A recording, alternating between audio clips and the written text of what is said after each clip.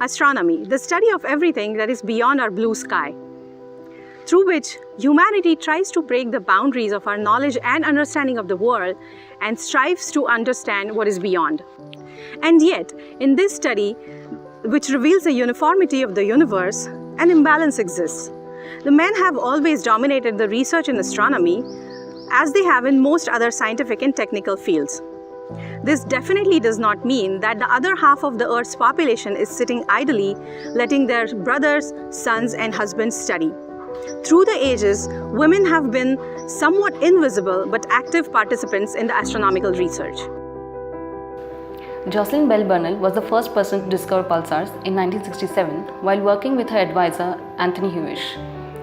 Pulsars are rotating neutron stars, blinking like giant lighthouses in the sky. Even though the Nobel Prize in Physics in 1974 was awarded to Anthony Hewish, Jocelyn Bell Burnell's contributions in physics were recognized by the Special Breakthrough Prize Committee. In a very kind act, she decided to use her award money to improve the diversity of underrepresented groups such as women in science. Have you heard of dark matter? Vera Rubin was one of the astronomers who worked on the rotation of the galaxies. In her studies, she could find strong evidence for dark matter. Dark matter is a kind of a matter which cannot be seen, but we can observe its effects on the rotation of the galaxies. Motivated by her own battle, gaining credibility as a female astronomer, she encouraged all the girls interested in investigating the universe to pursue their dreams. Carolyn Shoemaker is an American astronomer. She is known after the discovery of the comet named after her, known as the Shoemaker-Levy 9. She has discovered more than 800 asteroids and 32 comets. She, along with her husband Jimmy, were awarded the Rittenhouse Medal in 1988 and was also the recipient of the Scientist of the Year award in 1995. Wanda Diaz-Merced is a very well-known astronomer today. However, only a few years back, she was an aspiring astronomer who lost her eyesight, but that did not stop her from pursuing astronomy. Instead, she developed a brilliant new technique of converting observational data sets into sound, now known as sonification. Using this technique, she was able to extract new information from astronomy data sets that was less obvious to visual astronomers. Thanks to her, now astronomers from all over the world can look at astronomy data sets in a new light. Let's now take a brief look at a few Indian women astronomers who are currently in senior positions. Dr. S. Sita is the Program Director of ISRO's Space Science Program Office, and she has played a vital role in almost all of ISRO's space science projects. Professor Chanda Jog from IISc Bangalore has won the Homi Bhabha Medal for Physical Sciences for her work on galaxies.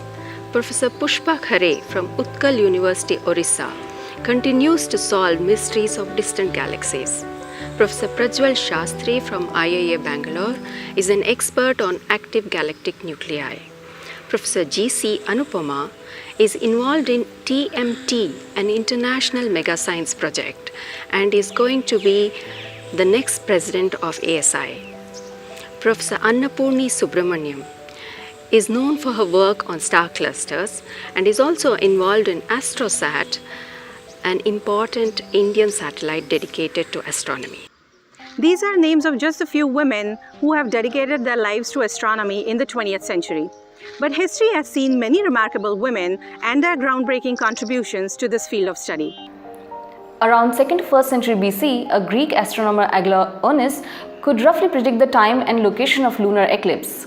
Because of this, she was called the sorceress who could make moon disappear from the sky. The other astronomer is Maria Konitz. She was one of the notable astronomers in the modern era. In 1650, she wrote a book called Urania Propetia, in which she provided an elegant solution for the Kepler's problem. Caroline Herschel happened to be an equally hardworking sister of Sir William Herschel. She helped him to build his large and powerful telescopes and went on to become the first woman to discover a comet on 1st August 1786. She discovered several comets later, and a periodic comet 35P Herschel Rigolette bears her name. She also created a catalogue of nebulae and clusters, which was published by Royal Astronomical Society in 1798 under William's name. Later on, new objects were added to it and it is renamed as New General Catalogue. She was the first woman to be awarded gold medal from Royal Astronomical Society in 1828. Annie Jump Cannon is also an American astronomer. She was instrumental in the development of the stellar classification that we know today. She manually classified more than 350,000 stars. She was a deaf throughout her adulthood. Despite this physical disability, she could make a big contribution in the field of astronomy. Along with Annie Jump Cannon, Henrietta Swan Leavitt was also recruited by the Harvard College Observatory in 1903 to work as a human computer cataloging stars depending on their brightness. It was her work that established that there is a relationship between their luminosity to their period. Her work formed the platform of the famous Hubble's law, which says that the universe is expanding. Her work also helped us actually to understand the distances of faraway galaxies from our galaxy. Hypatia, Leelavati, Maria Mitchell, Annie Maunder. The list is long but incomplete. There are probably many names which were never recognized in their time and forgotten afterwards, but their work lives on. Today, our knowledge is based on the strong foundation of the astronomical research carried out for centuries by men and women alike.